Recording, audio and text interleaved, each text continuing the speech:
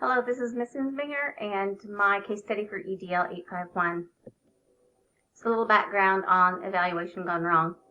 The principal has been completing evaluations. They're due soon, and he spent the day visiting classrooms of teachers that needed to be evaluated. He was staying after school to work on them. He had hired a pretty good group of teachers this year, with one exception, which was Mrs. Stevens. Although Mrs. Stevens was intelligent, she seemed to have trouble engaging the students, as witnessed by the principal on a few visits to her classroom. So a post-evaluation visit with Mrs. Stevens left the principal feeling that she was irritable. He made suggestions about how to better engage her students, and Mrs. Stevens became defensive, stating that she had tried to engage her students. She added that having him in the room prompted the students to disengage. The principal ended the meeting, feeling as though Mrs. Stevens was difficult to manage and would admit to no wrongdoing. He thought later that visiting her class one more time would be a good idea before he recommended not renewing her contract. On Monday, another visit to Mrs. Stevens' class showed little improvement, and the principal decided to let her go before he got stuck with her for another year. He left the room without saying anything because he could not think of anything positive to say. So he calls Mrs. Stevens in to go over the evaluation, and she looked at the evaluation form and she tossed it back on his desk, stating that the ratings she received were not accurate, and that she was a better teacher than that, and he was as responsible for her poor evaluation as she was. She added that neither he nor her supervisor had ever given her any practical advice on improving and involving the student relationship. She wanted to say that she's not received any real supervision. Ms. Stevens stated that she would fight the inaccurate evaluation, taking it to court if need be. So what did not happen in the evaluation scenario? Well, the principal did not make any efforts to get to know Mrs. Stevens. To build relationships, you need to genuinely get to know people. He did not engage staff in professional learning. He did not personally engage her, and really he did not support her. I would like to know how much training the principal's had and how long he's been in that position, to be honest with you, and if he's worked on his own professional capacity. And really, we have no information on the recruiting and hiring process. He obviously saw something in Mrs. Stevens, and he should focus on that and work on nurturing her professional learning, mentoring and encouraging collaboration. Providing professional learning and collaboration would promote the success and well-being of each student. We don't know what recruiting and hiring process he even uses. Who knows how effective that was? Maybe he waited till the last minute on that as well and just snagged her up because she was still available. Other options to observe Mrs. Stevens also. The principal's not considered other ways to evaluate Mrs. Stevens. Perhaps a low-stakes peer observation would be beneficial, or a video of her teaching as a source for evaluation if having him in the room stresses her out.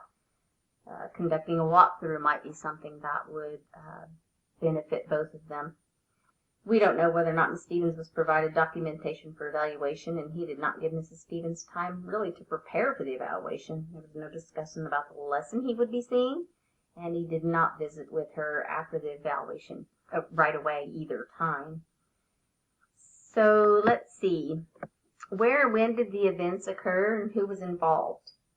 All the events happened at the school. The principal is involved. Mrs. Stevens is involved.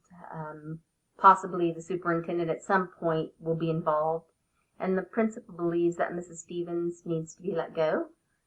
Mrs. Stevens feels that the administration is responsible for her poor evaluation. So are there any legal or ethical issues? There are no legal issues with letting Mrs. Stevens go. He can let her go based on that evaluation. But the principal does have an obligation to develop a collaborative professional culture.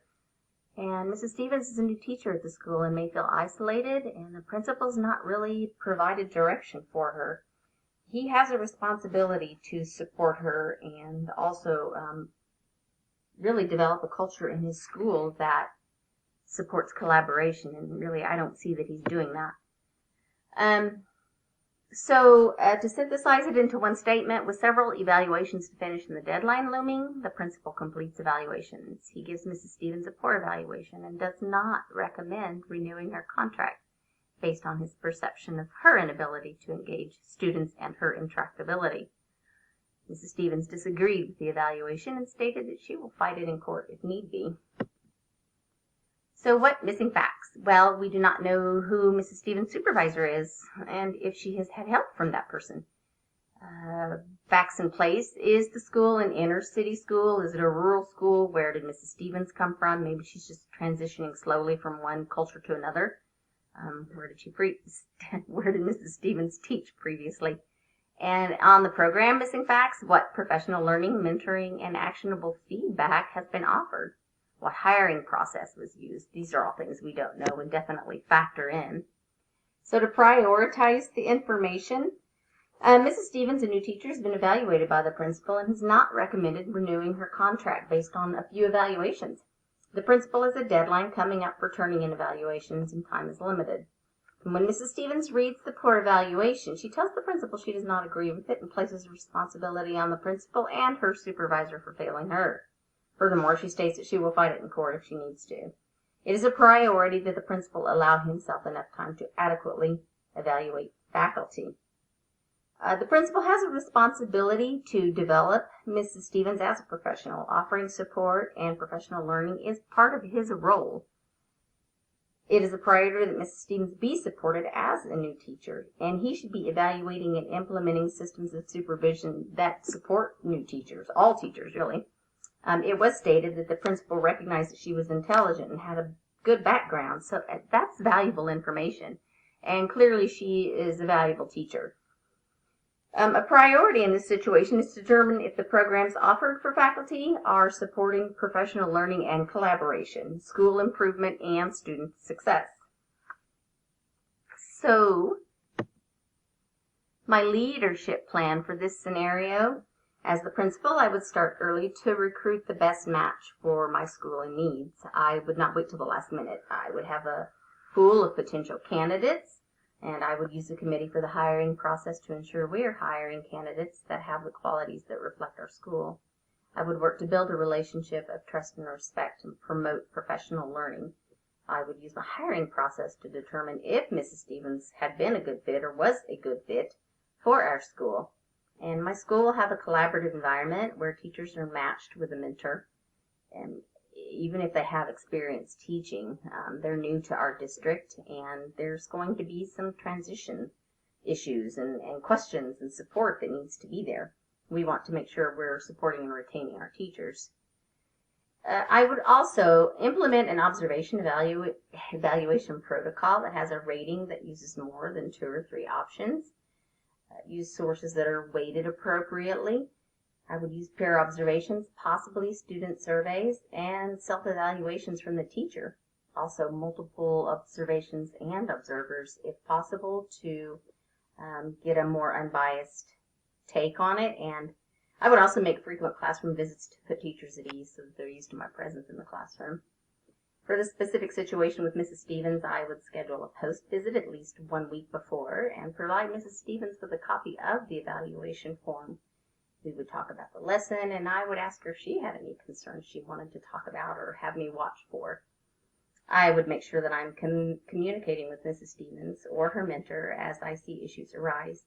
I would provide Mrs. Stevens with specific, actionable feedback and resources to support areas of concern. If she does have a supervisor, I would also visit with that supervisor and see if they had any information that would be useful. And in this case, I believe that Mrs. Stevens would benefit from a mentor, collaboration, and possibly peer observations as well. And I would retain Mrs. Stevens. That's my take on it. I feel like she's worth keeping. So the pros of my plan. The pros of my hiring process for my school would be that we're collaborating as a team and building our professional capacity to ensure that we're finding the best candidate for our school.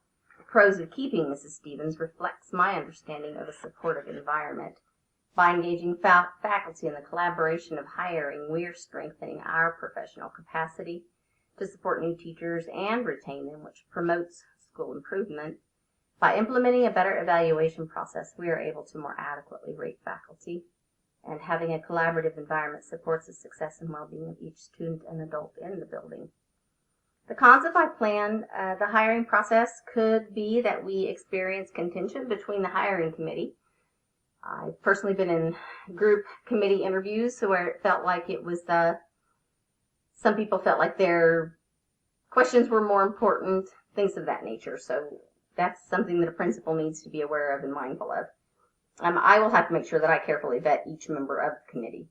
I may also find that Mrs. Stevens' intractability is just a fundamental part of her character and end up needing to let her go even after efforts to support her are done. And also, some teachers may not be okay with the new evaluation procedure. Sometimes people get set in their ways, especially if they've been there a lot of years and maybe they get evaluated once a year and they don't like the idea of the principal doing walkthroughs or just pop-ins. So that would be up to me to smooth that transition. Putting my plan into action. My decision is to retain Mrs. Stevens and work to support her. I see that she's intelligent and she will be valuable to our school. I will take the time to get to know my faculty in a genuine way, promoting a supportive environment of teacher collaboration and collaborative culture supports student achievement. It builds teacher effectiveness, and in the long run, you really can't, that's the best way to support students. And a new teacher should not feel unsupported or isolated or that they don't matter. The process for my plan, firstly, will ensure that we're using a hiring process to recruit, select, and hire candidates that fit the criteria we're looking for. Thirdly, my evaluation process has built-in checks and balances to ensure that non-renewal of teacher contract is not done out of personal feelings. Based on what I've learned in this class, I know that the hiring process is where it all begins. Build a candidate pool, use committee to hire, support all teachers, but especially new ones, and ensure that our evaluation system is not built on bias, but rather a variety of carefully weighted measures and observations done by more than one person. The purpose of the plan is ultimately for the betterment of students. They benefit when teachers stay, work together, and grow in their ability. So, reflecting on my decision to basically revamp the hiring and evaluation process of my school, I will begin with developing my hiring committee. We will discuss our mission and vision. Part of my plan will be to work with colleagues to mentor students. This would develop a pool of candidates. Moving in the direction of developing a collaborative school and delegating responsibility will be a process that will take time. Effective change does take time. Some outcomes of being a good school leader that supports collaboration is that I may have teachers that are not genuinely interested in that. And I would hope that I'm able to show statistics to the benefits of being collaborative and taking part in professional learning. It may be that some teachers may eventually leave because of the change. Second pivotal part of my plan will be to revamp the evaluation process. With the previous suggestions I made, I could see that there could be some resistance to the changes, especially for teachers that have been accustomed to the principal being in the classroom maybe once a year for 40 minutes and then just signing off. Some teachers will not like the idea of me stopping in for a brief period or conducting walkthroughs. That will be up to me to make sure that those teachers make the transition and help them understand it's not about being a punitive measure. It's about building a professional capacity and ultimately the success and well-being of each student and adult. People that will need to be made aware of the changes I will implement first would be the Board of Education, and all staff will need to be aware of the changes that we will be going through in the future for the betterment of our school. Back to Mrs. Stevens. My plan would be to retain her and support her. It will be something I can manage on my own, honestly. Assuming I made the mess, I need to be the one to clean it up. If my plan A to work with Mrs. Stevens does not show improvement over time, say a few years, then plan B, we may be forced to let her go. Plan A on the hiring process and evaluation process, if that doesn't go like I would expect. My plan B would to slowly implement the most important, critical parts of those plans so that I can begin to expand and benefit the school over time. And honestly, the biggest negotiating point for me really is the scenarios would be to consider the hiring process. And because that's where it all begins. All right, and here is my PLO on my PLO 5, my correlation, my relevance, and my reflection. I have had a great time in this class. I've enjoyed meeting you. I hope you guys all have a great rest of your summer.